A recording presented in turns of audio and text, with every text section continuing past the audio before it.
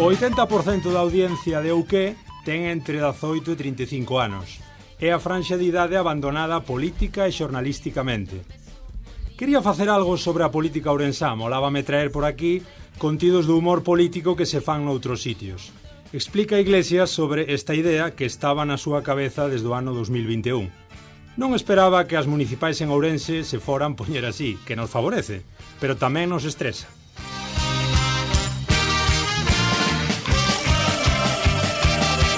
Isto é o que dicía Iván Iglesias, cofundador de Ouqué, en maio deste 2023, a revista 20 de Praza.gal.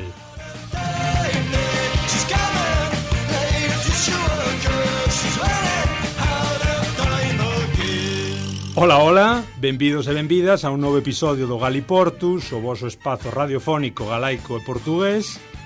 Estamos en Radio Ariz, 107.2 da FM, e en todas as plataformas que despois vos recordaremos cales son e desde onde seguramente nos estades escoitando na hora que vos pete.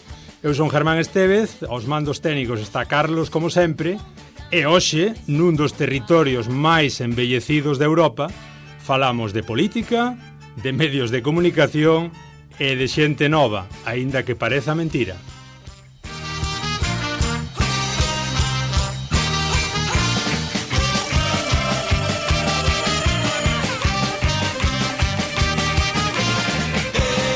E temos connosco no estudio principal aquí de Radio Ariz os dous protagonistas do proxecto Ouqué. Iván Iglesias, a miña esquerda, moi boas. Moi boas, como estamos, Germán? Que tal? E Iván Olmos, a miña dereita. Que tal, como estás? Entendo que non sodes os únicos, pero que sí que sodes parte importante do proxecto de Ouqué, non? Sodes máis. Somos máis, cada vez máis, ainda que me sorprenda, porque comecei isto primeiro chamando a Iván, tamén a Conchi, que foi, creo que a primeira que lle dixen algo de que quería facer así algo diferente en Ourense, pero Iván chameino cando se nos ocorreu esa idea de facer o cara a cara entre o Cabezas e o Paco, os dos candidatos, para que non nos saiba, do Partido Socialista e Partido Popular nas últimas municipais en Ourense, e chamei a Iván para dicir, oye, tú ves posible isto? E Iván axudoume, e desde aquela, pois foi medrando, fomos enchendo o que de cousas e de xente que se foi sumando pouco a pouco. O que fun facendo é pedir pequenos favores, porque cartos non había, aínda hai poucos. Entonces a xente que vía ilusionante o proxecto, pois decía, pois sí, eu fago isto, no meu tempo libre axude con esta cousa, tal e cual. E foi medrando ata o punto de que temos un cartel que somos casi 8 ou 9 personas. Entonces é unha maravilla. Un equipón auténtico. Un equipón auténtico, que eu non contaba en absoluto. Chamo vos Iglesias e Olmos. Sen problema. Sí, vamos. Moi ben, voume con Olmos, entón, como definimos o que? Sí, sintéticamente. É unha boa pregunta, porque o que foise reconfigurando e foise... Bueno, durante o propio proceso de medre destes últimos meses, eu entendo que o que foi cada vez sendo máis cousas, non? Inicialmente eu entendo que na cabeza de Iván había cousas parecidas ao que hoxe está sendo, pero nun destes momentos cando xa sacaramos o cara a cara e algunha entrevista máis que fixera Iglesias, por exemplo, o candidato do Bloque, mesmamente, a Luís Seara, eu tuve aí unha idea despois de falar coa xente das xuventudes dos partidos en Ourense, de facer un formato tamén en directo, non? Comentei yo a Iglesias, inicialmente foi miedito, pero bueno, conseguimos tamén que unha empresa tamén ourensá de comunicación como OpenHost se involucrara, axudounos moito, sobre todo de cara a poder montar un estudio que permitise facer en streaming un programa en directo que fose retransmitido simultaneamente en varias plataformas, neste caso en YouTube, en Twitch e en algúns casos tamén en Facebook con noticias dispersas, e entón o que foise convertendo nun medio de comunicación. Sempre digo, non é un xornal, non é un diario digital, pero sí é un medio de comunicación onde existen contidos en directo, programas de tertulia de debate de distintas, pues, no Zona Nova, por exemplo, onde se falan de distintas cousas, pero tamén o Día D onde falamos moito de política e onde existen pois vídeos, contidos para redes sociais especificamente, entrevistas, bueno, variedades, non? Porque Iglesias, volvo contigo, falábamolo na entrada, na cabeceira do programa, o 60% da audiencia de Ouqué ten entre 18 e 35 anos. Para os que xa pasamos eses 35 e estamos un pouco desencantados con esa cousa de tempos pasados foron mellores, resulta que chegades vos e decides, non, Deso nada. Hai que vivir o presente, evidentemente. Ourense non está acabada, a Ourense lle que dar unha volta, e sí que a xente nova, ao contrario do que se lle intúe, sí que lle gusta falar de política e da actualidade municipal. Eu creo que sí, Ourense tampouco vamos a enganarnos, está a situación fodida en xeral, en moitos aspectos, pero que este acabada, para min non. Para min Ourense ten un potencial moi grande. A nivel comunicativo, creo que estamos vendo que hai talento e que lle estamos dando un espazo para demostralo. E non sei, a verdad que eu tiña esa inquietude, decías tú que tiña idea desde o 2021, e porque sí que me esperaba, ao contrario do que dixaches ao inicio, que as eleccións municipais podían estar interesantes. É certo que non tanto como estuveron, e non tanto, sobre todo, as negociacións despois, e todo o que foi vindo, pero sí que eu creía que había un xeito de tratar esa política que estaba acontecendo a nivel municipal de outro xeito, porque os medios, bueno, a ver, ao final, en Ourense, na cidade particularmente, temos un medio de comunicación que era o principal, que foi a Región, e a partir de aí, o resto dos medios, salvo contadas excepcións, son delegacións de outros medios que están na cidade, que fan o seu traballo, algúns moi ben, pero que non apostan por crear contidos para redes, por facer algo que se fai en tantos outros lugares, porque non facemos nada novo. O que facemos novo é que se faga en Ourense. E entón, bueno, pues, creo que nese sentido estamos aportando algo novidoso, e a xente así non lo reconoce. Eu diría máis porque non é só por facer unha crítica aos medios tradicionais, digamos, La Región, Faro de Vigo, La Voz de Galicia, etcétera, pero que se nos fixamos un pouco levan sin moverse na súa maneira de facer as cousas, e máis alá de que hai excelentes xornalistas en todos eles que fan un traballo extraordinario, pero acomodados. Pero na súa maneira, eu creo que son as empresas que están acomodadas. O sea, eu creo que hai que diferenciar un pouco do traballo que fan os xornalistas, que repito, hai moi bons xornalistas en todos os medios de comunicación, xente que traballa moi ben e con moito criterio. Eu creo que son os propios medios, a dirección dos medios, que están tremendamente acomodados porque siguen facendo as cousas exactamente igual que fai 10-15 anos. Non houve un avance. E hoxe a maneira de consumir información cambiou, mudou, especialmente para a nosa xeración e para as xeracións que veñen despois moitísimo máis. E iso, perdona, Iván, porque é algo que se retroalimenta coa política, porque o que vexo é que esas delegacións dos medios, La Voz de Galicia, bueno, como dicimos, hai que destacalo, hai profesionais novos en todos os medios, eso que vaya por diante, pero, claro, os políticos fan as súas comunicacións, as súas rodas de prensa dun xeito, e os medios absórbenas, e parece que aí, pois queda, creo que nun mundo das radios locais, do xornalismo local, que creo que non chega a moita xente. A roda de prensa queda ao bloque un día determinado, o SOE dicen 4 cousas moi, bueno, para min moi mal comunicadas, recóllense nos diarios e moitas veces pois a xente non só nunha páxina dun xornal, tamén nunha publicación de redes dun xornal ou dos propios partidos. Eu creo que ven unha publicación do PSOE dicindo o alcalde non sei que, e creo que ven bla bla bla bla bla bla bla bla. E sobre todo porque moitas veces son fotos ou un vídeo de que foron a non sei onde, pero nada comunicando. Unha cousa que tamén revela o éxito da persona que hoxe está en tal alcaldía e que soubo manexar as redes de outro xeito. Logo falaremos tamén, como non, de Jácome, que ten moita tela a nivel comunicativo. Sí.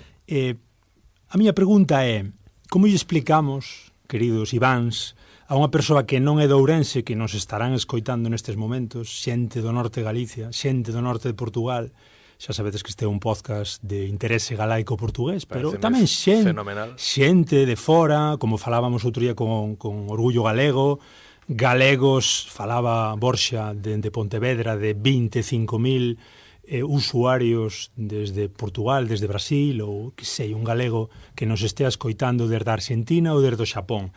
Como lle explicamos a esa xente que é Ourense?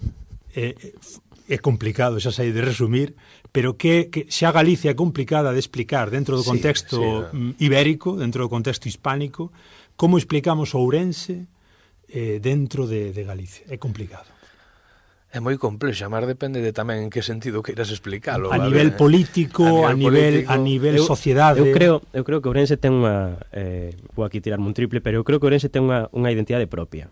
E isto creo que se explica polo feito de que a provincia de Ourense é a única que non variou, digamos, as súas fronteiras cando se fixo a reorganización provincial en España con respecto ás 7 provincias do Reino de Galicia, non? Quer dicir, mantemos unha certa comunidade onde sempre os que estamos na provincia sempre fomos Ourense, non? A diferenza do que, por exemplo, pode ser a xente de Mondoñedo, que non sempre foi Lugo, non? Quero dicir, entón hai unha identidade de Vigo, tú e efectivamente, hai claro, decir, non pode haber unha identidade pontevedresa en Vigo porque históricamente non se entende así, non? Entón, eu sí creo que en Ourense hai unha identidade propia.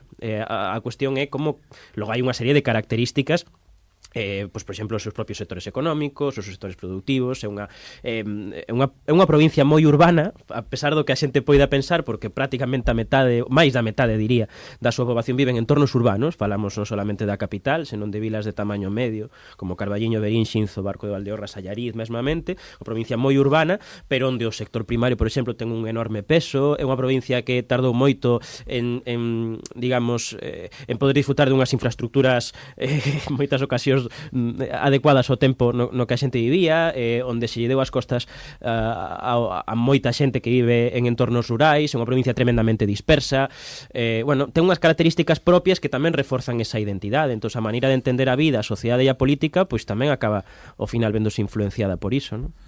Tiña un amigo, Iglesias, que me dicía que en Ourense non chegara a modernidade, entendendo como ese paso de ruptura, século XIX, antigo réxime, xa sabedes un pouquiño, transformacións sociais, sí que entendemos que na AP9, nese espazo Ferrol-Tui, sí que houve outro tipo de procesos de transformacións. Ourense, o único que tivemos foi campo, rural, abandono nestes momentos. Antes non, e moita emigración. Será certo? E hoxe temos sabe porque estamos de camiño. Porque lle cuadrou. Porque lle cuadrou. Se gastar nos arriba e Lugo abaixo, tería o Lugo nos, non? Lugo, que tería o AVE, pois dáse sensación, sí, efectivamente. E o tema da emigración é un baleirado de talento e de xente que podía ter aportado a esta terra, pois brutal. E é moi curioso como a xente que queda aquí, pois moitas veces falando de xente nova, quen non marcha por necesidade queda, ten que enfrentarse á precariedade laboral e a situacións que casi lle fan asquear a vida neste lugar, como crear un sentimento de que merda é isto. Daí o mérito, non? Do voso proxecto. É dicir, nun momento, nunha conxuntura moi difícil, onde seguramente tendes moitos amigos que se tiveron que ir, sí. Na miña xeración, pois está o 90% anda por aí polos mundos. Sí. Como vos dixestes un día, non sei, cruzouse vos aí algún cable, dixestes, vámonos meter neste barro? A ver, eu estaba traballando, tamén por recomendación de Iván no diario do Támega en Berín. Eu estaba vivindo aquí, eu fui a Pontevedra a estudar, estuve tamén un ano en Madrid, e ao acabar a carreira, pois, quedei en Ourense. E non sei, a ver, a min o que me pido o corpo é quedar. Xa non só en Ourense, sino en Galicia, porque é onde estou vivindo en varios lugares de Galicia, eu é onde me sinto en casa, fora, pois non me aconteceu, xa sexa incluso Asturias ou Portugal ou tal, é diferente, non? Pero o corpo pídeme quedar en Ourense, por a miña familia, por a miña situación, non sei. Entonces, pois, con esta idea, o mínimo era intentalo, sobre todo nesa situación que tiña, que estaba estudando un máster, que tiña un momento do paro e tal, bueno, tiña unha marxa aí para probar algunhas cousas e apostar un pouco por min, por un proxecto que tiña esa idea, e por ahora, pois parece que ten visos de continuar, ese é o tema. Ser referente de alguén que aposta por quedar na cidade, bueno, a veces eu tive a situación para facelo, outras persoas non, e a xente, claro. sobre todo, a xente alrededor que apostou polo proxecto que eu impulsei, que son parte del como son eu. Eso foi vital, pero se non fora por eso, igual tiña que ter marchado como marcharon outros tantos, a Madrid, a Vigo, que está máis preto, pero sigue sendo marchar da casa, ou onde fora. Pero, bueno, tuve esa sorte e ese momento de poder facelo e agora teño a oportunidade, temos a oportunidade de poder continualo. Olmos, ou que, tamén para quen nos estea escoitando desde outros lugares, é tamén un nome moi peculiar que nos representa bastante. O nome xa viña, non é o meu negociado. O nome xa viña imposto. Xa viña imposto. Non, pero a idea foi de Iván e a min gustoume. Nos decimos moito iso do que, non? A ver, é curioso, tamén nos falamos con Vinte cando fixemos a entrevista, eu o logo tiño tamén 2 anos antes. O logo que está tal cual hoxe, eu fixen un día e aí quedou. E dixen, isto pode ser algo. E o que? A ver, o propiamente galego é decir ou ao final da frase, sin o que. O que é realmente unha traducción literal do castelán, que se dice o que, non?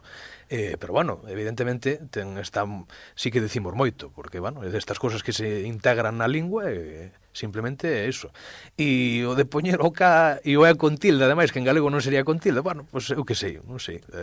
Chamoume a atención, tengo a sensación final, de que era... Ao final, Iván, fíxate que non é o meu negociado, como dicía, porque eso xa viña incorporado aquí da mente de Iglesias, pero sí que ten unha relación co proxecto, non? Ao final o proxecto acabouse convertendo nun medio de comunicación onde se rompen determinadas normas. Quero dicir, rompense determinadas normas nas maneiras de comunicar, nas maneiras de entender o que debe ser un medio de comunicación, en enfocar os contidos analizando como consumen os contidos precisamente a xente máis nova, impugnando tamén un pouco ese romanticismo do xornalismo e dos medios tradicionais, non? De que as cousas teñen que ser de determinada maneira, porque así como é a profesión, aínda que iso implique despois que a túa eficiencia se vexa lastrada a hora de ser escoitado, lido ou visto polos demais, non? Ao final, eu coñezo a moi bons xornalistas que lles gusta moito o seu traballo, que escriben de mil amores, vamos, infinitamente mellor a como escribo eu,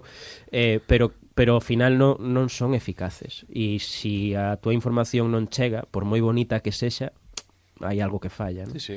Eu creo que o resumo podría ser si temos que facer algo, pois farémoslo diferente, ou que? Entón, pois esa é a cosa, non? O espírito propio do medio de comunicación, que agora é. Que me decides de facelo en galego? Non me resisto, esperaba meter isto na segunda parte do programa de hoxe, pero cando decides o de facelo diferente, está tamén a aposta pola lingua. Tendes medo que se vos asocie a determinadas correntes políticas? Xa vos soltaron aquela de sodes do bloque, non? Xa nos criticaron todos, o sea que eso xa... A ver, mira, para min non había outra opción. Quero dicir, para min é o natural. E tamén digo, igualmente que digo isto, algunha crítica recibimos tamén de que certas persoas en algún programa interviron en castelán. Quero dicir, nós temos claro que a lingua vehicular, como se di en educación tamén, do que é o galego. Porque falamos galego, porque lle queremos ao galego e queremos normalizar que se utilice en ámbitos onde, por exemplo, na prensa, nos xornais, non se está utilizando salvo excepcións, pero xa che digo, para min era natural. E igual de natural que pode ser nunha sociedade que é bilingüe, por unha cousa ou por outra, que unha persoa en determinado momento sintase máis cómoda en falando en castelán e non teño ningún problema, só faltaría. De feito, o importante é que esas persoas se sintan cómodas nos formatos que nos facemos. E tamén che digo, do mesmo xeito que damos esa liberdade, esas persoas, cando se achegan a nós, falan galego. Ven que facemos as cousas en galego e por decisión propia, non chega ninguén a ningún programa e lle digo, isto vai ser en galego. Eu creo que non o dixemos nunca. Efectivamente. O sea, tería sentido, por exemplo, se a televisión pública, porque ten os estatutos e é o seu deber, non? E de feito a veces, pois quizáis non os cumple suficiente, pero ao final a realidade da nosa sociedade é que, para min, que os contidos sexan en galego é unha cuestión normal. O sea, aí sí que temos que ser normais, porque a miña lingua é a lingua que uso na miña vida diaria e o raro para min, o anormal para min, sería facer unhos contidos en Ourense onde eu interviñe e facelo en castelán. Aí sí me sentiría fora da normalidade, porque non sería normal. Entón, para nós é normal usar o galego porque é a nosa lingua e non hai máis. Quero dicir, a veces tamén tendemos a politizar demasiadas escollas idiomáticas, non? Enténdase que isto é política, quero decir, e que a situación da lingua é a que é tamén por decisións políticas, é dicir, non estou referindo a iso, pero a sociedade é a que é. Entón, para nós vamos a normalizar que nós falamos galego e, polo tanto, os contidos fanse en galego, e normalizar tamén que a xente que ven que se sinta libre de empregar a lingua que queire. Fíxate, comentaba antes, iba moi ben, nunca se lle pida a ninguén que fale en galego nos contidos do UKI. Sin embargo, ata agora, en varios meses, creo que un par de persoas interviron en castelán puntualmente. Dicir, a xente mesmamente, cando cae un entorno onde a xente fala galego, pois libremente pasa. tamén pasa para o galego, non? E eso creo que é bonito tamén, non? E que fala ben. É precisamente o que se ten que facer na sociedade en xeral, xerar espacios no que a xente fale galego e que, bueno, a ver, é o que tiña que ser nunha sociedade bilingüe. Falamos dúas linguas e, según o contexto, pois empleamos unha outra e haberá xente como a nós que tratamos de normalizar e temos tamén esa gana. Pero, como che digo, non foi nada. Eu cando lle dixen a Iván vamos facer isto, e en un momento debatemos se iba a ser en galego ou en castelán. No, foi algo natural. Nada en absoluto. Dicir, no? Porque ademais, desde que nos coñecemos Iván e máis eu, que tampouco fai tantos anos, pero sí, xa fai uns pouquiños e, joder, pois sempre nos comunicamos en galego. Entón, que discusión podía haber? Non foi unha decisión consciente. Non, en absoluto. Que va. É unha maravilla, porque é doble, insisto un pouco, non? Dándolles aí matracando en algo que o naturalizades fenomenalmente, pero é curioso, é un dobre reto, non? Insisto, na provincia, a capital menos, pero tamén está como está, pero na provincia máis embellecida, buscar ese nicho de xente nova, que con esa esperanza de chegar a esa xente nova, triple reto. Chegar con contidos de interese político, cando moita xente nova tendemos a dicir que está super desconectado do tema, e cando máis regresión hai a nivel lingüístico e máis difícil é tirar dese carro, máis fácil é subirse ao outro. Nas cidades os últimos informes do IGE deixan o galego polo chan, pois fixadevos que vos con total tranquilidade decides vamos intentar normalizar. Co cal eu tiraría xa, non sei cantos levo 3 retos aí potentes que vos pa diante, non tendes ningún problema. Mira, falando da naturalidade ca lingua, a min sempre me chocou, eu veño unha familia que, bueno, efectivamente sempre pasou isto de que os pais da nosa xeración falan máis castelán. A min tamén me pasou, sí. Pero, sendo eles galegofalantes. Pero co tempo, hubo un momento na miña vida, sendo pequeno, estaba igual en quinto de primaria, ou algo así, eu dixen, vou falar galego, porque me deu así. E desde entón, na miña familia falamos indistintamente as dúas linguas, pero sin ningún tipo de problema. Entón, a primeira vez que me pasou que estando eu fixen prácticas en Televigo e ali hubo un dos xornalistas que falaba perfectamente galego, ademais, hoxe está no PP de Vigo, que me preguntaba, que queres que che fale, galego ou castelán? A mí é unha pregunta que non me fixera nunca. E xa me pasou varias veces máis e a mí chocábame moito, porque digo, fala o que queiras, que decir, se ves que falo galego, que che apetece falar galego, fala galego comigo. É mellor, por mí mellor. Pero se falas castelán, falas castelán. Quer decir, non sei, a min era unha cousa que me chocaba. E iso, por eso da naturalidade e o de non... É que é a primeira vez que estamos falando así tanto sobre isto, non? Nese sentido. Sí, no, pero estou de acordo porque ademais na miña familia é similar. Fíxate que eu son a primeira xeración da miña familia que se criou íntegramente na cidade. Que isto tamén influe, non? Ao final, no meu caso non é así, ves? Miña nai, por exemplo, estudou a primaria en Xinzo e logo o instituto xa foi en Ourense capital, non? E, certo, logo meus avós estuveron na emigración, en Euskadi, en Cataluña, pero son a primeira xeración que, dende o primeiro de infantil, digamos, toda a miña etapa escolar foi na cidade, en Ourense. Pero na miña casa coitei galego desde pequeno. Porque ademais pasei moito tempo cos meus avós, os meus avós falaban en galego máis que meus pais, a pesar de seren tamén galegofalantes, pero bueno, é a diglosia, non? Que tampouco estamos aquí descubrindo nada novo. Nada. E é certo que eu, durante toda a miña infancia, porque o entorno escolar e as aulas, pois a maioría dos meus compañeros eran castelán falantes, eu sempre tamén adquirín esa diglosia desde pequeno e eu falaba as dúas linguas tan indistintamente que durante toda a miña infancia e adolescencia non era consciente de que lingua estaba falando, non? E falaba as dúas con normalidade. Logo si é unha decisión consciente, cando me vou para Santiago con 18 anos, entendo, excepto na Facultade de Ciencias da Comunicación, que precisamente é unha das máis amables neste sentido, eu tomo a decisión de, bueno, porque teño que ser eu quen cambie de lingua en función da lingua na que me falen os demais, aínda que o faga con naturalidade e sin ningún tipo de problema. Pois eu, igualmente que eu non lle pido a ninguén que cambie de lingua para falar comigo, pois eu tampouco vou facer, non? E falando de diglosia, eu, por exemplo, falo de que eu nun momento decín falar galego, pero despois fixen a putada, perdón por dicilo, por exemplo, miña irmá, un momento que tamén tirouse a falar galego e dixenlle que mal te queda. E desde entón é unha putada. É unha putada. Sí, marca, e arrepíntome completamente porque non volveu. Ela expresase perfectamente en galego, pero conmigo non ten a costume. entendo que por eso, e con outra xente da súa carreira que se fala en galego e tal, ela fala galego. E comigo ou contigo, eu creo que contigo fala galego tamén cando fala. Alguna vez sí.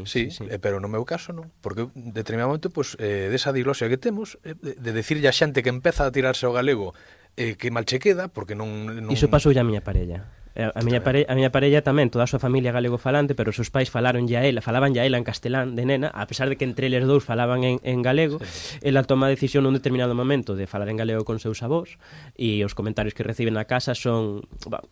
pero que idioma é ese que estás falando? Non falas como a xente da televisión e estas cousas, non? E iso frenou, digamos, pois non favoreceu que ela se sentira cómoda, non? Explorando a súa capacidade para falar en galego, que total e absoluta, porque ademais ela fai teatro en galego e tal. Entonces, temos que ser tamén moito máis amables a xente que fala en galego e que defendemos a lingua en todos os ámbitos, coa xente que non o fai, pero que non a rexeita. E tamén para rematar a pregunta, porque nos fixeche unha pregunta e nos fuimos por las ramas. Sí, porque o episodio é de política e comunicación. Perdón. Amamos a lingua, pero sodes terribles. Volvo a eso da comunicación. Falabas de ese doble reto de chegar a xente nova e chegar en galego. Eu creo firmemente que hai unha ampla porcentaxe non, unha ampla franxa de xente nova galega que é castelán falante, de entorno castelán falante, pero que non rexeita os contidos en galego. Exacto. En absoluto. Esa é a sensación que eu teño, non teño cifras, ni teño é máis que os consume se lle gustan os contidos. Correcto. E que a decisión de consumir ou non o contido non vai en relación coa lingua na que se faga ese contido, senón coa calidade do contido, coa atractivo que sexa. Efectivamente, e eses contidos falabas tú de a dificultade de comunicar a situación política, a actualidade política, tal. Por eso estamos ahora diversificando falar vamos a empezar a falar de deporte, de cultura, para que eses contidos, e os latricando tamén, sexan un pouco un cabalo de Troia que se metan nas redes das persoas e que a través deles cheguemos. E entonces eu creo, ademais tal e como tratamos os contidos políticos, creo firmemente que poden chegar a eles, igual non de primeiras non, igual de primeiras unha persona que nos sigue non entra no enlace do día de papa unha turra tremenda, pero igual co tempo, despois de ver un latricando, de rirse connosco, de ver o Zona Nova, que sí que é un formato moito máis amable, sí que pode chegar a eso. Eu teño esa convicción. Por ahora creo que vamos no bo camiño, pero bueno, isto é algo que non temos tampouco datos, o que si temos é boas palabras de moita xente e é algo do que comentamos as primeiras xa por marzo, abril con Iván, que era o proxecto no que eu estaba que máis xente do meu arredor me dixera que mola. Eu fixen un podcast, fixen outras caralladas, facía covers tamén, eu cantaba, bueno, e xente do meu pueblo nunca dicía así gran cousa ou tal. Pero con isto sí, achegábanse a mí e dicían, oye, mola o que estás facendo. E iso, cuidado, porque a xente do teu alrededor, a veces que conoces de familia ou tal, non se interesa a tua vida profesional. Están ali, bueno, tenche cariño tal, e falan contigo de calquera outra cousa. Pero cando de repente chegas a eles a través deso e gústalles, iso é que algo está funcionando aí.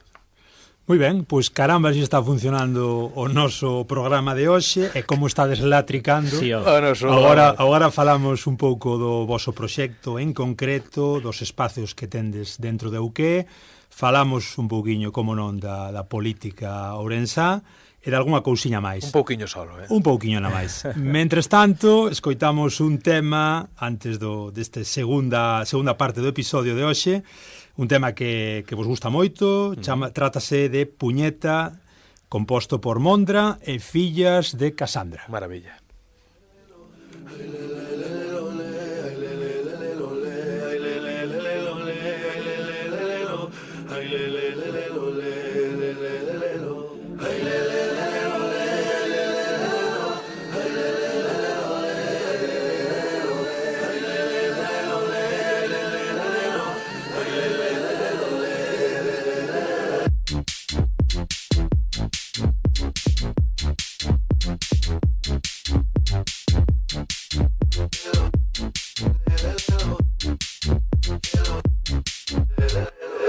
Cantaré, sei bailar, sei tocar la pandeireta, me sei facer la burla de que me falla o cantaré o bailar, fan suar la camiseta, menaja de suar e que mami faja puñeta. Sei cantaré, sei bailar, sei tocar la pandeireta, me sei facer la burla de que me falla o cantaré o bailar, fan suba la camiseta, me nada de sudar y quema mi faja puñeta.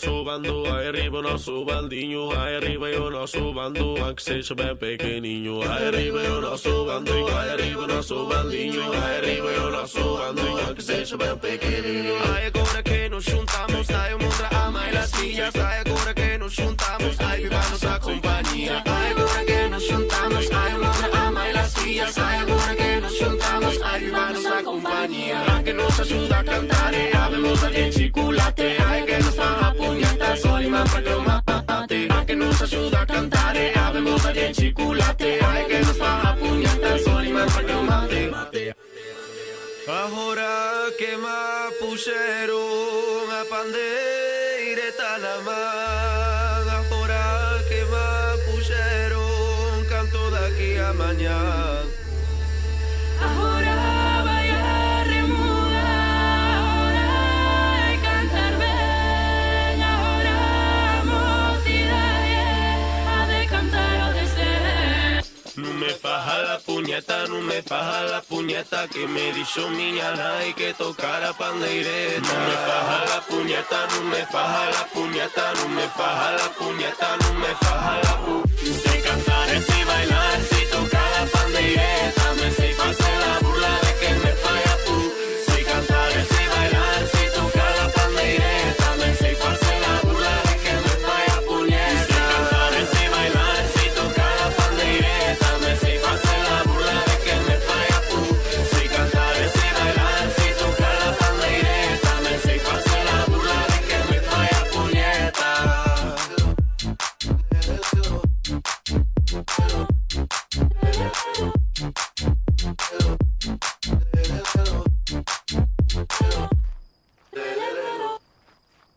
Continuamos aquí no Galiportus con Iván Iglesias, con Iván Olmos, cofundadores de Ouqué, esta nova maneira de falar de Ourense, esta nova maneira de facer comunicación. Estábamoslo comentando agora na pausa, hoxe en día todo moito máis, verdade, moito máis empaquetado, preparado a demanda, complicado, sobre todo vos que ides dirixidos a esa franxa de 18-35 anos, que non só, complicado decirlle a esta xente vou facer un directo e tesme que ver a tal hora. A ver, hai que facer un traballo que moitas veces non o podemos ou non o facemos por diversas circunstancias de previo de crear un evento.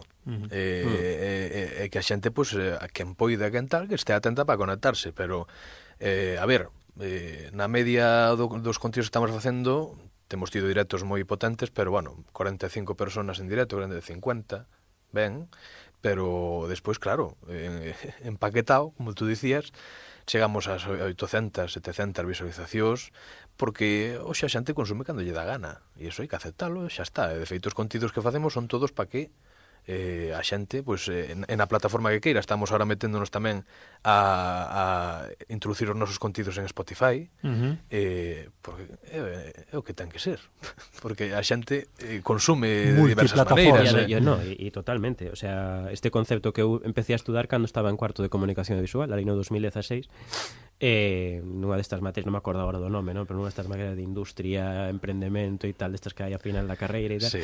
Falábamos de que daquelas todavía non se estaba conceptualizando correctamente na academia, pero ao final son contidos transmedia, contidos que non están producidos e preparados única e exclusivamente dirixidos a ser emitidos por unha plataforma, senón que son contidos que despois poden ser, pois, por exemplo, no noso caso, os directos. Evidentemente emítense en directo, pois por YouTube, por Twitch, tamén polo Facebook de Noticias Dispersas cando está, tamén esa posibilidad de emitir en directo, pero despois subes o audio a iVox e a Spotify, e tamén se pode consumir como podcast por aí, pero despois quítanse clips, subtitúlanse, modifícanse e utilizamos para Reels, para Instagram, para TikTok, é dicir, entender todo como un amplo campo de ferramentas de transmisión que todas elas son útiles e que podemos crear contidos que non que non estean dirixidos única e exclusivamente a unha, non?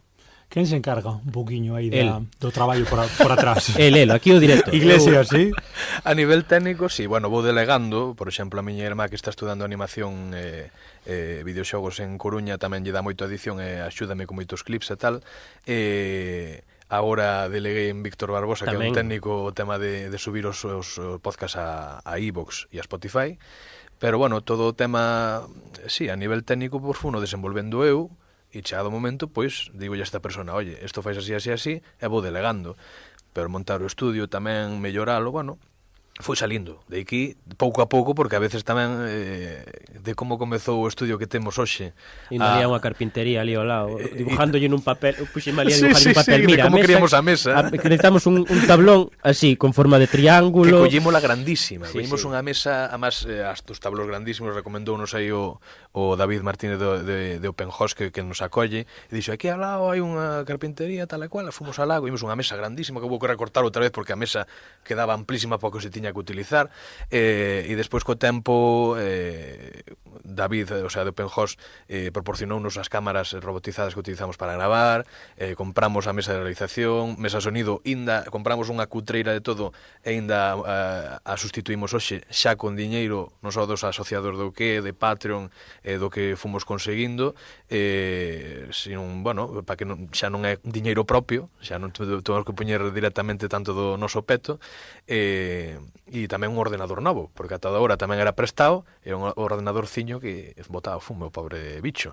Entón, pois pouco a pouco foi crecendo, e ese é o centro de operacións de todos os contidos que despois se diseccionan de diferentes maneiras para consumilos en todas as redes que temos hoxe presencia, que son Instagram, TikTok e Twitter, que somos ouque_gal, para que non nos saiba. E tamén é curioso porque hoxe estamos en 3.200 seguidores xa en Instagram, que ainda hai unha semana que xencáramos 3.000, xa estamos en 200, a verdad que un ritmo caralludo, 2.300 en TikTok, 2.700 en Twitter, ou X, ou Xe, e incluso 1.000 en Facebook, cando non fixamos nada todavía en Facebook. É dicir, eu quero estar en Facebook. Creo que, decía Iván, outro día recomendábame, oye, porque xa sabemos como está a cousa con Xe, de que igual calquer día topa. Xa están empezando a aparecer alternativas, de feito. Aparecen alternativas, e decíame, igual era ben meterse nesta, non sei que, hai varias de feito, pero eu dicía, mira, o que prefiro, a máis tal e como a nosa provincia, e en xeral tamén, boa parte de Galicia, hai un sector de maior de 50 anos que utiliza moito Facebook. E como o que vale curioso, a mí sempre me resultou curiosísimo porque Facebook é extremadamente intrincado, é complicado. Sí, as redes sociais posiblemente sexa menos intuitiva de todas. Menos intuitiva de todas. E está xente máis maior porque, bueno, entrou no momento que entrábamos todos os demais e quedaron cando os demais nos fomos marchando. Correcto. Quedaron ali. Pero hoxe, por exemplo, xa falaremos del máis adiante, xa o comentei, Jacome onde máis fala, onde creo que máis interaccións casi ten en Facebook sí. E despois en TikTok. E despois en TikTok, efectivamente. Pero aí, joder, si o único que fixemos foi resubir certas cousas, e non todas, e además moitas delas automáticamente desde Instagram ou tal, que se foron subindo outras redes a Facebook, e temos 1.000 seguidores, pois, oye, solo deducir que traballando un pouco eso aí pode funcionar moito, e ademais que eu decías tú de 18, eu creo que dixen 18 40 anos, e máis ou menos aí o 60% da audiencia, pero eu quero chegar máis arriba e máis abaixo. É que non me quero centrar tampouco nunha edade determinada. Medrastes máis do esperado, Olmos? Sí. O sea, sí, polo menos, o sea, o día eu lembro moi ben o día en que Iván veu a miña casa e tal. Porque está acabando o ano, foi todo este ano 2023. Total, sí. Isto xaneiro... foi a principios de ano, cando Iván veu a miña casa, foi en decembro. En primeiros de decembro. Primeiros de decembro, pero bueno, despois fixos o cara a cara, despois... Sí, ata final de xaneiro non empezamos. Pois fíxate, vais facer un ano, ahora o mes que ven, de que Iván veu a miña casa e diceme, oye, quero facer un cara a cara aquí con... entre Paco e Cabezas, teño esta idea, e eu dixen, joder, máis... É certo que quizáis Iván non sabe, pero eu xa levaba tempo, algunha vez incluso creo que o comentáramos, sí. hai que facer algo porque eu entendía que había un oco, non? E cando este home pois tivo a idea, xa tiña todo na súa cabeza máis ou menos montado, e xenllevos eu para diante, todo con a axuda que necesites, e crecemos moito máis rápido, superamos as expectativas totalmente. Iniciamos os directos do Zona Nova naquel momento, con medo de que non funcionase. Os primeiros foron un desastre a nivel técnico porque estábamos con problemas de son, xente que non se escoitaba e tal, e nestes meses, pois, joder, pois a verdade é que non nos podemos queixar. O sea, subiches tú cando empezamos a temporada, non despois do descanso pequeno que fixemos en verán, subiu Iván unha imaxe a redes cos seguidores que tiñamos en todas as plataformas, nas redes sociais, non? Setembro, isto foi fai 2 meses e medio. Bueno, pois, incluso dende entón ata agora o nivel de crecemento, o ritmo de crecemento foi moitísimo maior, non? En setembro tiñamos 1.500 en Instagram.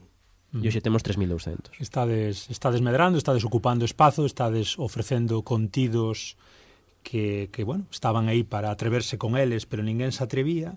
E imos un pouco xa ca política. Veña. Tivestes entrevistas, polo que puiden ver un pouquiño, Jesús Vázquez, con Miguel Santalices, o presidente do Parlamento Galego, Xosé Carlos Valcárcer, o alcalde Barbadás, con o a presas do BNG, a mesma Ana Pontón, pero entendo eu que pola emoción co que mo transmitides, o momento álxido foi o cara a cara entre Cabezas e Rodríguez, ou non? A ver, foi o inicio, e foi un bo inicio. Porque foi un pelotazo. Foi un pelotazo. Claro. A min, de feito, chocoume cando despois, falando con algún... Para que non sexa de Ourense,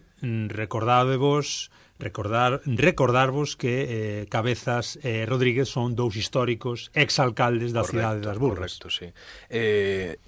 Foi un bombazo porque despois deso estuve falando con personas que traballan na Diputación, xente cercana ao PP e tal, dixéronme que o día seguinte dese programa que foi o primeiro que subimos, porque foi subir o logo e subir un teaser pequeno do tal, e despois o programa un sábado, creo que foi, ou por aí. E tendes miles de visualizacións. 2.000... Temos 2.100, pero o primeiro día chegou a 1.000. Quero dicir, foi o primeiro día que chegou a 1.000, desde aquela foi subindo pouco a pouco, según fomos crecendo, pero bueno, eso xa máis residualmente, non?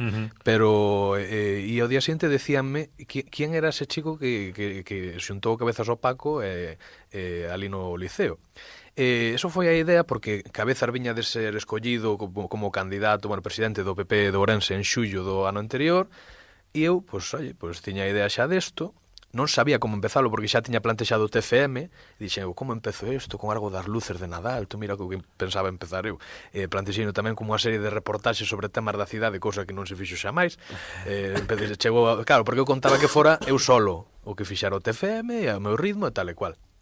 E cando se proclamou que foi Paco, anularon as primarias e Paco foi designado candidato do Partido Socialista, e dixen, hostia, estes dous que máis son amigos, que tal e cual, teñen un cara a cara. Eu vino claro, eu de feito non entendo por que non se fixo a región pode ter feito así, o mesmo día que Paco saliu, chamar aos dous e facelo. A min costoume 3-4 días conseguir que os dous se xuntaran e accedesen, porque efectivamente había boa relación entre os dous, e van veume decir, oye, botamos a man con isto, chamei non os coñecía a eles directamente, pero si a xente do seu equipo e xente cercana e tal, e non foi un esforzo grande. Pero foi máis do que lle costaría a región se tuveran Home, sí, claro, eles simplemente a levantar o teléfono e chamaros viñan directamente. viñan, pero non tuveron esa idea. E de que estuvo esa idea e fixemos o primeiro contacto a que se grabou pasou un mes.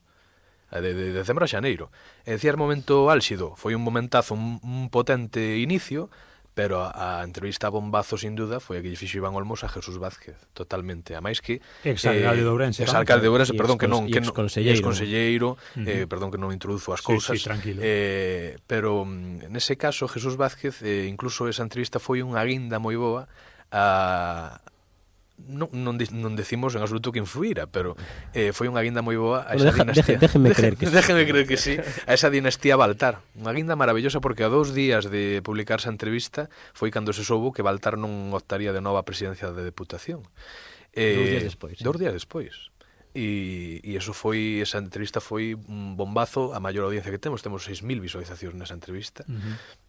E tuvemos, de feito, era grabada, claro, e emitiuse nun falso directo en YouTube, que como se fai estas estreas que tal, bueno, e no momento de emitir fixemos apostas de canto xuntábamos e tal. En directo máximo, sí, non? Pico de xente. Pico de xente, e non sei, a verdade que non me acordo que aposta fixen, igual 150, non sei, non me tal, houve xente máis optimista, menos, e ao final que xamos 270 por aí. Sí. E nos directo das municipais foron 350 personas, bueno, nas municipais, aínda outro día o meu peluquero Díxome, tú eres el de o qué, no? Yo en las municipales eu pasei da región e vimos a vos. A mí tamén me dixeron unha persona eso. Sí. Sí. Eu nas municipais, a mí dixeronme non pasei de la región, senón pasei de Televisión de Galicia. Sí, sí. Pasei de Televisión de Galicia e puxemos a vos. Distes os resultados antes que a Televisión de Galicia, Sí. que non é tan difícil, E é certo, porque ter a aplicación do Ministerio delante, que la pode tener todo el mundo. E vamos actualizando constantemente. Efectivamente, e damos os resultados. Vedes un pouco que a región e a Televisión de Galicia son unha especie de dinosaurios, quero dicir... A ver, Pasa que hai moito dinosaurio dentro en postos de dirección. Sí. Esa é a cuestión, quero dicir, non tanto que sexan eles uns dinosaurios, senón a cantidad de dinosaurios que hai. Eu a maior vexo tamén unha diferencia entre a región e a Televisión de Galicia. A Televisión de Galicia pois ten un control político e a región ten unha influencia, pero a región, como empresa privada que é, podía ter decidido ir por outro camiño, pero non o fixo en ningún momento. Non tuvo a intención de joder, a región foi unha cabeceira moi potente en Ourense, ata o punto de venderse na emigración, de venderse nas praias cando se iban ver a xente a Sanxenxo, non sei que. E hoxe en que queda a prensa tradicional? Pois queda en tratar de reinventarse, cousa que hai quenes que non fan. A cousa que non están facendo. Claro. Neste caso a región hai xornais que sí. A región non. Vamos a ver, eu traballei na región por pouco tempo, a verdade, non foi bastante, incluso algo menos dun ano, o sea, estuve en pouco tempo, foi dos meus primeiros traballos, e pasei no ben, aprendín moito, a verdade, e ademais estuve encubrindo a comarca da Limia e a comarca de Verín, e bueno, vivín un pouco, coñezo un pouquichiño por dentro, non? A región, cando eu estuve ali, teño a sensación de que levaba sin moverse nada 15-20 anos. Quer dizer, tú non podes seguir facendo exactamente o mesmo cando os hábitos de consumo de información mudan. Eu entendo que o seu razonamento é Ourense ten unha poboación envellecida tal, sí, pois vives de las suscripciones de institucións, dos bares e cafeterías, que a xente lee moito na región nos bares e nas cafeterías, especialmente a xente maior. Eu mesmo son unha persoa que de vez en cando lle gusta tomar un café e coller o xornal en papel, porque ten ese elemento de romanticismo. Pero raro son eu, Sí, quero dicir, totalmente. E eu tamén o fago, claro. Pero é que, por exemplo, efectivamente. E é que claro, a región ese razonamento pode ter sentido hai 20 anos, que sí que había moita xente xa de outra época e tal, pero hoxe, meu pai ten 60 anos.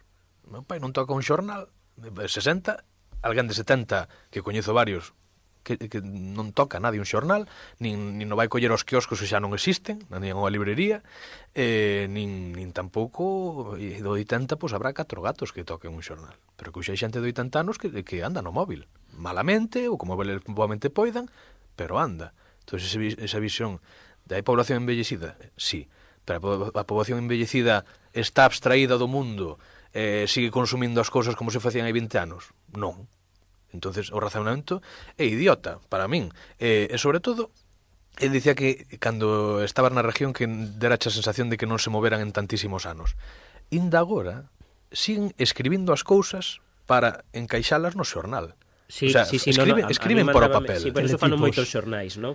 A mí mandaba unha plantilla de InDesign, se non me equivoco, mandaba unha plantilla feita, é dicir, a páxina para Comarca Limia de mañá, aquí tes dúas medias columnas, tes un faldón e tes unha información principal. Ese é o espacio, adáptate ti a ela.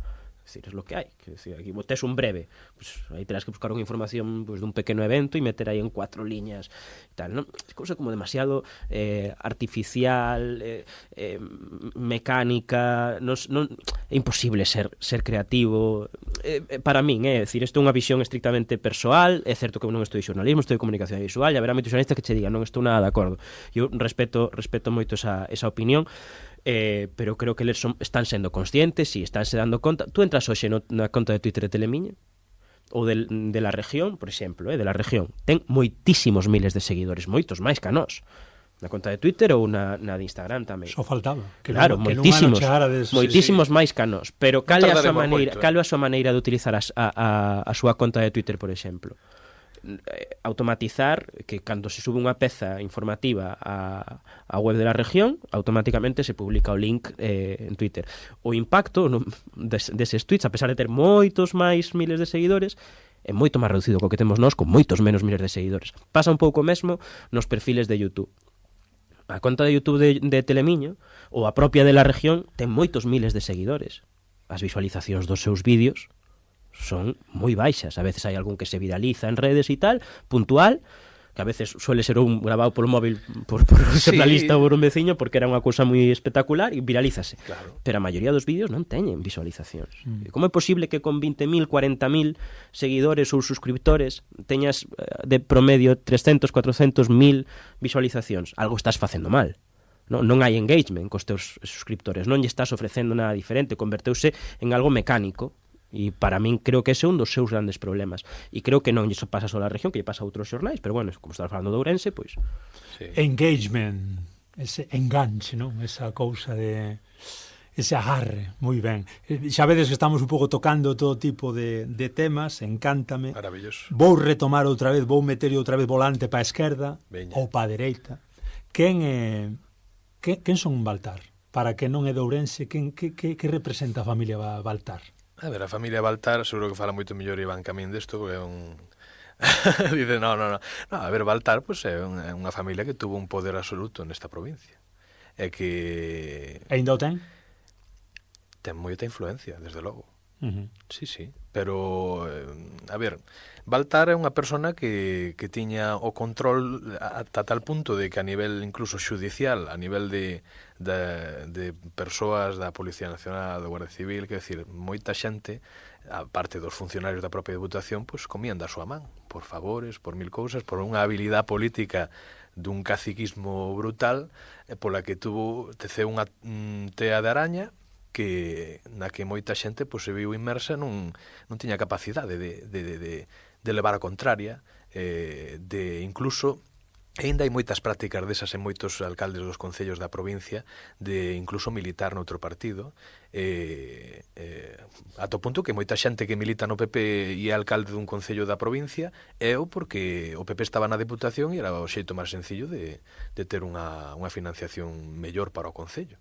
Hai exemplos incluso moi cantosos, pero xente, claro, unha vez unha persona do rural, medianamente de centro, inda que sexa un pouco progre, ve donde ten posibilidades se mete a un partido de ser alcalde ou alcaldesa, e en Ourense escollería o PP.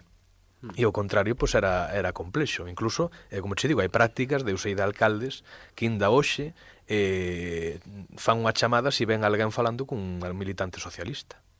Dice, tú con eles non tens nada que falar. Dice, pero é meu primo, non.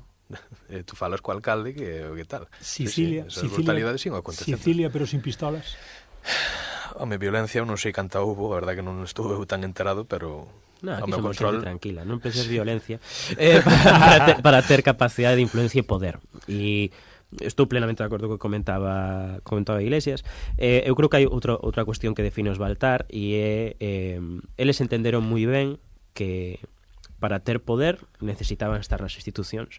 Quen lles dá o poder realmente na Diputación é o diñeiro. É a disponibilidade dun orzamento anual que poden repartir, como teñen maioría absoluta hasta ahora, que xa non a teñen, pero como xa tuveran, porque teñen os apoios necesarios, pero como sempre durante a época de Baltar Pai, tuvo maioría absoluta, o orzamento, como se reparte, quen o decide? El. Iso é o que lle dá poder, capacidade de influencia nos demais, e claro, hai unha concepción completamente, eu diría, iliberal e antidemocrática que entender que as institucións son súas. Cando tú non lle das espazo á oposición para que poida propoñer, cando tú priorizas os alcaldes do Partido Popular porque o que te interesa é ter máis poder territorial e os alcaldes do Partido Socialista ou do BNG non lles das a posibilidade de investimentos en infraestructuras, etcétera, pois a ti non te interesan os veciños e veciñas. Desde logo, e además é que eso é afundir Ourense. Claro. É dicir, esa práctica de... Porque, claro, lóxicamente, as vilas foron co tempo tendendo á esquerda. E entonces, cando se marxina as vilas, o que se fai é non apoiar o que é unha cabeceira de comarca que o que dinamiza a unha comarca. E o que fai é deixar caer unha comarca tras outra, o rural que sí pode estar apoiado, pero que os concellos ese non teñen o poder de influenciar sobre a vida económica do lugar, mentras tanto, os concellos máis grandes, maiores, non teñen, o sea, son discriminados, non teñen aporte necesario da Deputación e non poden levar a cabo iniciativas que quizáis dinamizarían mellor a vida. Eu engadiría unha cousa máis, fíxate que durante a época de Baltar Pai, efectivamente había moito máis poder territorial, etcétera, moita máis capacidade de influencia, redes clientelares, moito máis caciquismo que agora está quizáis un pouco máis fiscalizado, non? E polo tanto é certo que non teña as mesmas facilidades. Eu lembro escoitar historias sobre Baltar Pai de ir a dar mitines a aldeas e sacar un maletín de cartos, non? Porque se lle estábamos aquí a faltar aquí a praza en frente ao forno da iglesia, pues, tío, 3.000 euros no coche e sacos, ¿no? Ese tipo de cousas pasaban nos 80, nos principios dos 90, finales dos 90, agora xa non pasan de maneira tan evidente, cousa que non implica que non se faga de maneira máis sutil, pero creo que o problema aí, aparte de eso, de creer que as institucións son súas, é que eles entenderon que canto máis poder territorial mellor, entón chantajeaban os alcaldes do que non eran do PP. Es decir, aqueles sitios, Manzaneda, que gobernaba ali e tal, Allariz, que goberna o Bloque, Rairí de Veiga, por exemplo, gobernaba un tipo do Bloque, pois fichou no Partido Popular. No seu momento, en Abola, intentaron fichar a outros alcaldes do Partido Socialista, ficharon a de Parada de Sil, que era do Partido Socialista, non? A política de... O alcalde de San Xoán de Río. San Xoán de Río, que era un tipo independentista e de esquerdas, e hoxe está no Partido Popular. Ollo, non vou a... Se pode criticar, pero non vou a criticar directamente a eses alcaldes. Vale? Porque aquí hai un razonamento moi importante e é, a ti chega o presidente da Diputación, tú necesitas asfaltarlle e sacalle aos veciños, ¿no? Tú chega o presidente da Diputación e dices, sí, eu vou echar os cartos, ¿no? Pero se te presentas polo Partido Popular, porque a Baltar non lle importáballe tres narices a ideoloxía dos alcaldes. Sempre importou menos 20. O que lle importaba era o poder e a capacidade de influencia. Canto máis poder, mellor. Entón non importaba nin a ideoloxía, nin importaban os veciños. Importáballe ter máis e máis e máis poder. E iso é o que permitiu pois, que haxa xente que viña de outras tradicións políticas completamente opostas que acabaran no Partido Popular, porque era a única maneira que tiña de ter financiamento da Diputación para poder facer mellor a vida aos seus veciños e veciñas. Do mesmo xeito tamén houve, recentemente, viuse na entrevista con Jesús Vázquez un sector do PP que é contrario a esa forma de facer política. E, bueno, coa súa ideoloxía non será tampouco tan diferente, pero pois, igual non están tan de acordo e víase en que había tamén unha fractura dentro do propio partido. Boca cidade, Jácome. Quen é Jácome? Jácome é do que tanto se fala en tantas partes.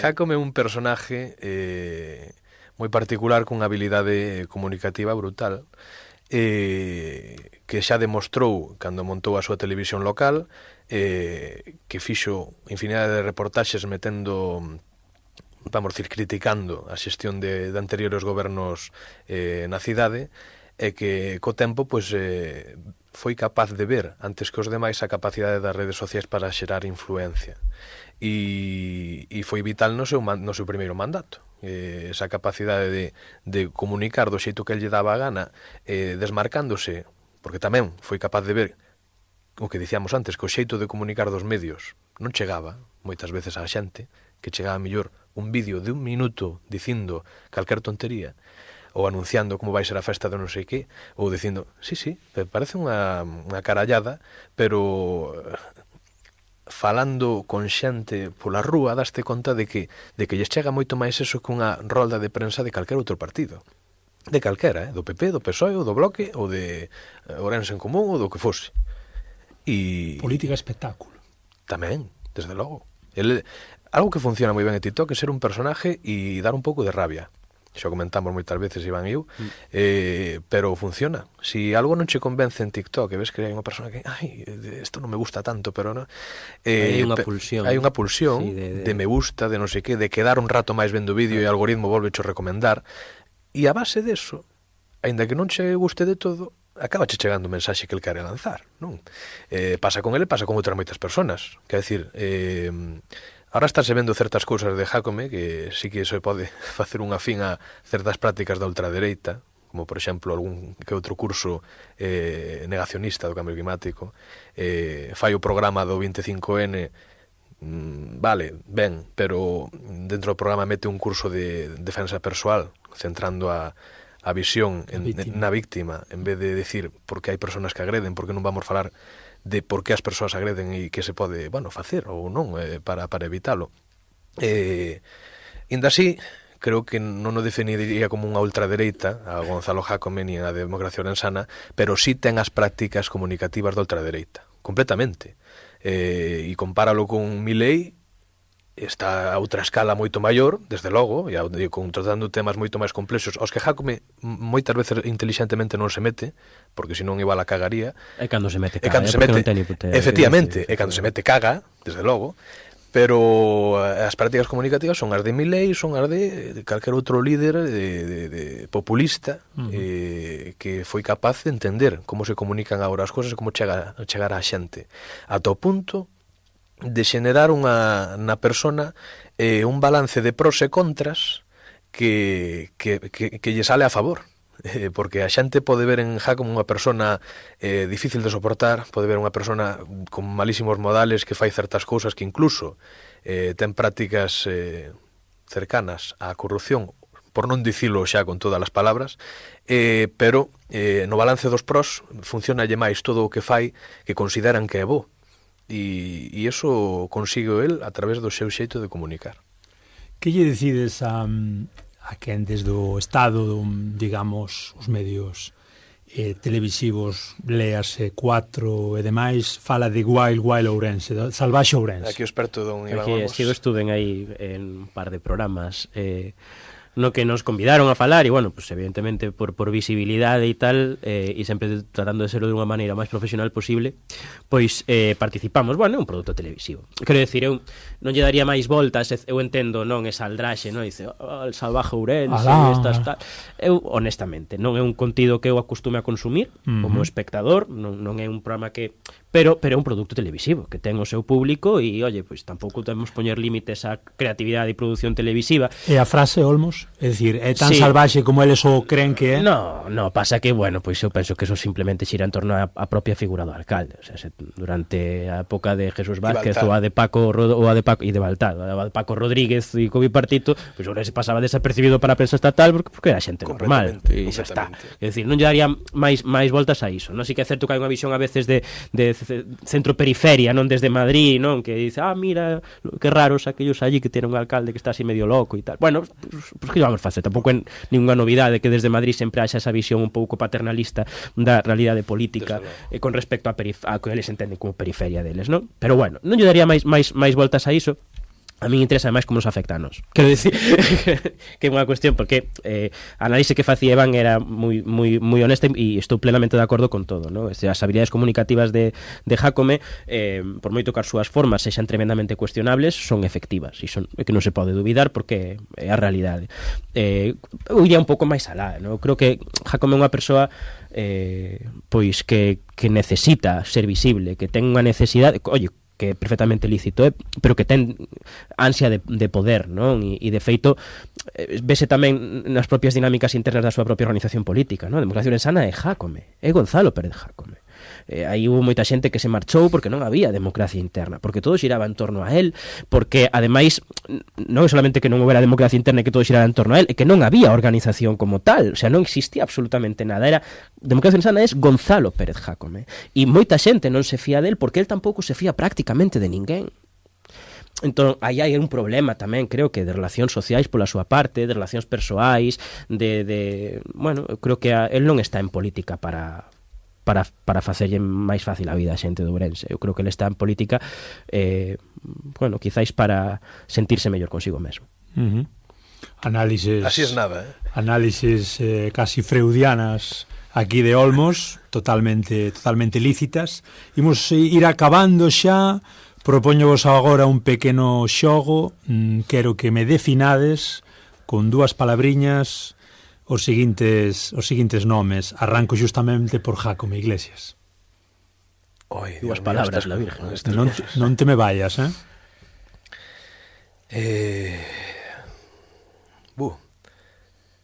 pode ser un... É complicado, A mí resulta complicado. Se sabes tú mellor igual... Dalle, confía. A mí parece unha persona... A mí parece unha persoa, xa son 4. Sí. Persoa. Eu que sei. Podes decir revirado, podes decir... É francamente astuto. E ególatra. Baltar Olmos. Baltar Pai.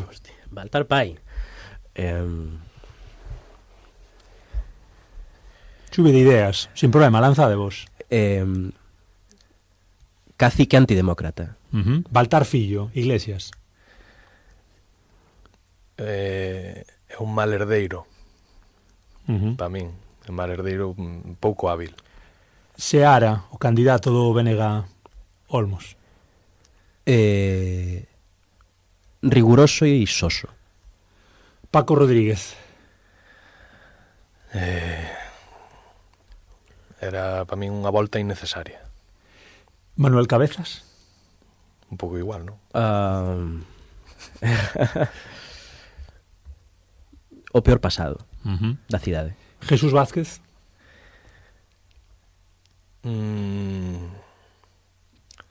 Para min foi maltratado, pero tamén cuestionable. Diputación de Ourense. Como ente. Gente.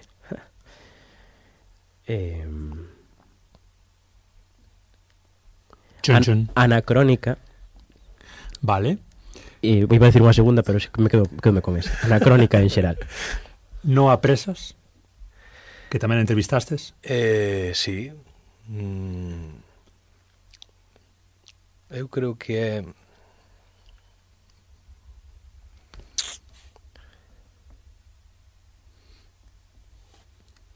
Dalle. É un...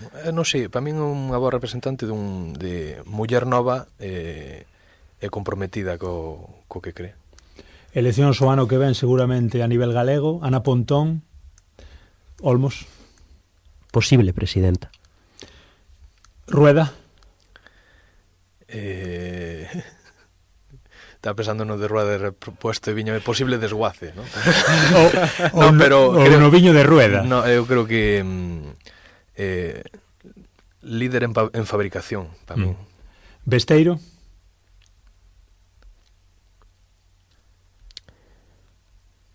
O mellor que ten o PSDG. Desde logo. A nivel estatal tamén falastes en algún programa dos vosos. Feijóo. Un burócrata e un cínico. Sánchez. Un buen perro, Es un tipo hábil, astuto, inteligente. Yolanda Díaz. Para min é unha ilusión para min desinflada. En Marea. Hostia. E esa que eu ti, Esa que a min. Lo que pudo ser no fue. Ajá. Xa vedes, amigos do Galiportus, que hai pausa aquí e alá, destro e a sinestro. Iván Olmos. Iglesias. Comprometido e boa persoa. Iván Iglesias. Olmos. Quitoume unha, porque... Inteligente é un tipo extraordinario. Ou que? O que definíano como medio alternativo, o que non é alternativa a nada, o que é o medio que veu para quedar. Moi ben, fantásticos e intrigantes segundos que nos regalastes agora ao final. Xustamente nese veu para quedar, unha das últimas preguntas é, por un lado, contades nalgún momento, se non chegar a vivir desto do proxecto en sí, senón que poida chegar a ser unha axuda importante a nivel laboral, a nivel un proxecto, digamos, que dá para que fagas vida gracias a él. Que proxectos futuros tendes para o 24? A ver, con respecto ao futuro económico, eu ata hai un tempo tiño moito máis dubidoso. Eu creo que sí temos visos de que isto poida ser igual non para todos un proxecto de vida, porque somos moita xente e manternos a todos é complicado, pero sí un lugar onde a xente se sinta a gusto, evidentemente que poida percibir polo traballo que fai, se xa moito, se xa pouco, e sobre todo un ambiente de traballo bo. Para min é o vital, e creo que o que fixemos ben, crear un ambiente de traballo no que a xente se sinta realizada co que fai. E se o podemos mellorar, ainda vamos, fantástico. E con proxectos de Paste 24, comezar un programa deportivo. Queredes entrevistar, perdón, que che corte a Jácome e a Baltar, despois do que acabades de soltar aquí? Oxalá, porque oxalá. porque eu levo detrás de Jácome, levamos detrás de Jácome todo este ano. E a Baltar pouco intentamos, pero tamén como ahora perdeu esa importancia quizá en algún momento. Sí, vamos a ver, son personaxes moi importantes na historia da cidade e da provincia, que para min rexeitar entrevistalos sería unha tontería. Eu entrevistaría a cantidad de xente de todas as tendencias políticas. Falabas do espacio deportivo, sí, perdón. No, tranquilo. Vouche anunciar, vaiche chamar Maniotas, e vai ser un programa deportivo quizás algo diferente, vamos falar da actualidade deportiva, pero a maioría do espazo do programa vai ser tratar historias do deporte de cidade e provincia, historias de maiores e de pequenos que destacan nas súas disciplinas e que moitas veces non se conocen, e hai xente facendo deporte na nosa cidade, na nosa provincia de un nivel extraordinario. E para min é un desafío facelo. Tamén é verdade que estamos contando con xente que ten moitas ganas e moitas ideas, pero eu son ignorante completamente de todo tipo de deporte de tal. Pero bueno, os dous, porque eu é certo que son un pouco futbolero, pero xa. Entonces a mí sacasme de aí quero dicir, as Olimpiadas non as vexo porque non entendo nada do que está pasando aí. Entonces con iso digo iso todo. É un reto interesante. Vamos a ver como asentamos, comezar ahora en xaneiro. E de cara ao demais, pois, bueno, sempre hai entrevistas aí que nos gustaría facer, pero eso, como non se sabe, nin si temos opción, nin si non, pois, vámonos quedar pa nós. E estabilizar todo o que temos. Ganar que como marca, sexa reconocible, e despois poder facer reconocibles os seus formatos. Pero por ahora, con que o que sone na boca da xente sin ser algo extraño, ese é o objetivo que temos. A nivel cultura, há algunha outra cousiña que nos poida tamén haberá que introducirse no tema cultural. As prioridades recentemente que puxamos era que cultura e deporte eran dous ámbitos que tiñamos que entrar. En deporte, evidentemente, se nos impulsou porque tiñamos a opción dunha persona que nos apoyase, dunha marca, pero bueno, as intencións estaban previamente a esa cuestión. E en cultura non creo que fagamos un programa específico, pero sí un formato quizás para redes onde podamos dar cabida a cultura na nosa cidade de provincia que pasa por un momento complexo, e quizás en toda Galicia, porque con medios que temos, que son poucos, pero non nos queremos cerrar a que o que sexa unha marca que vaya máis alá dos límites da provincia, que queremos moitísimo, que amamos con profundidade esa ourensanía que temos, pero o que creo que ten a intención de ir máis alá e de ser un referente a nivel galego, que dá moito peso, ainda temos que serlo na cidade, pero para min é a visión que hai. Moi ben, finalmente esas palabriñas de peche, esas cousas que queirades de deixar no tinteiro? Tiño dito a Iván, e digo yo aquí tamén, que a min este proxecto deu unha vida, entre outras cousas, porque eu tiña moitas ganas de poder facer algo así, pero non tiña pouco tempo, pues, porque tamén traballo, ao final non vivimos disto, el tamén estuvo traballando, pero bueno, eu estou moi agradecido a Iván porque ten as ideas claras, porque tuvo unha moi boa idea e porque eu creo, estou convencido de que isto ten futuro e que el xa o dixo, pero repito, eu que veu para quedar, sí ou sí. Moi ben, con eses desexos, Iglesias, algo máis? Nada, que moitísimas grazas por convidarnos. Faltaría máis, eu encantado, a máis de que nos ensines estas instalacións de Radio e Televisión de Allariz, que é unha gozada que poder gravar aquí.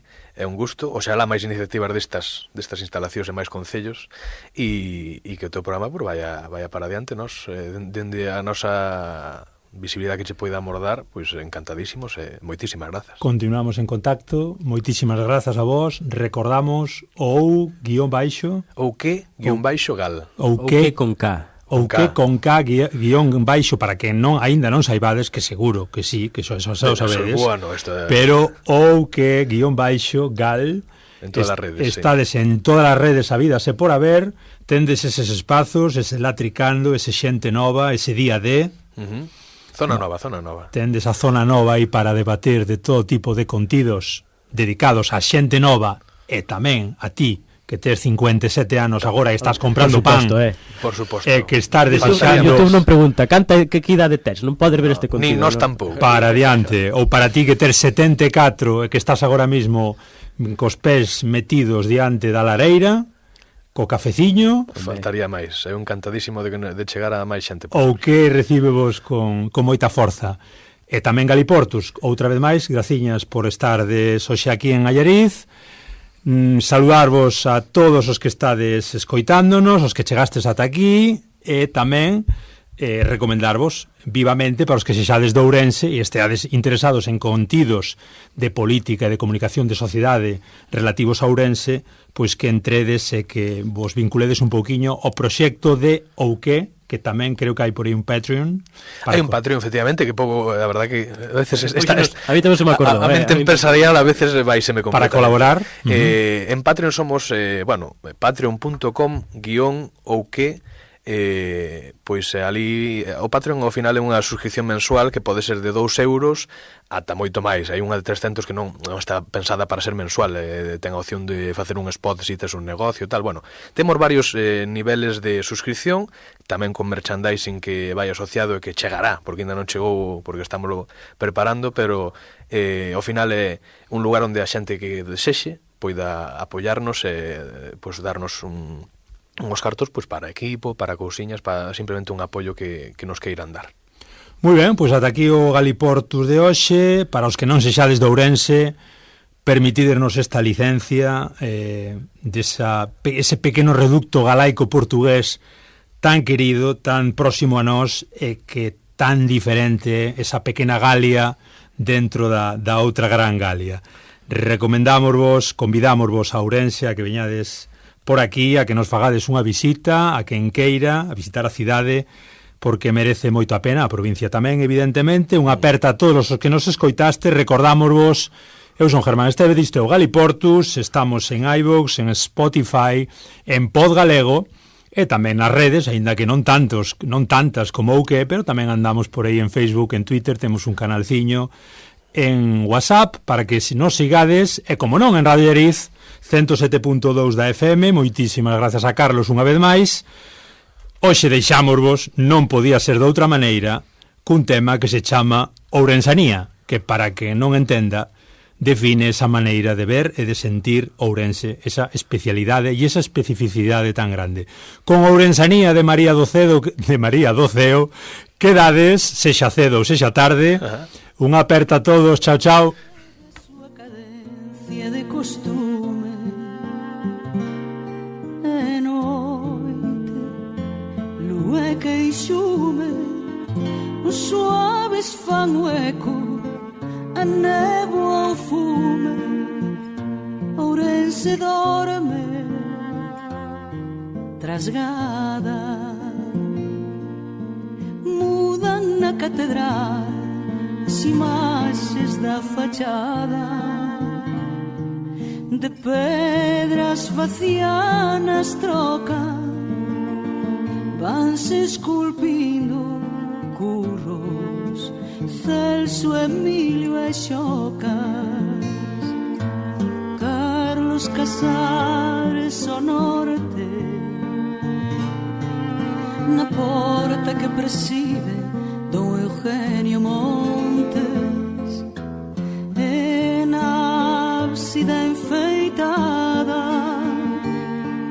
Barreiros con Franqueira e Xaime Quesada Ferro, Couselo e Valente nas arquivoltas e tímpano do Poñente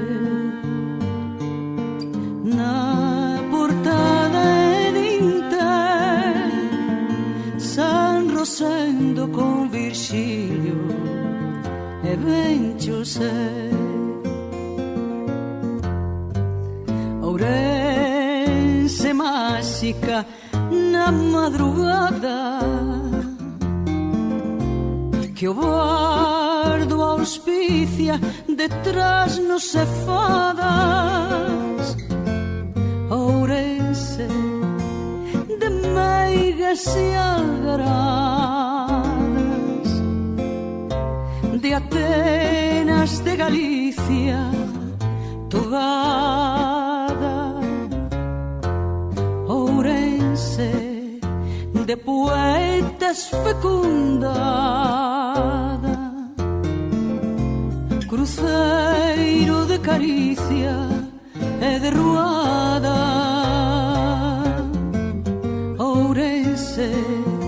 de diáspora e pousada, Ourense intelectual e camarada. Na fachada principal, tallados nas xambas, risco e conde Corval, que no Ourense perduraba. Esmorga de blanco amor fan conciliaba, así na velo a bofé. No tucho que Don Vicente muda en Voltaire, cuevillas adorno friso, coaquelarre do pórtico do paraíso.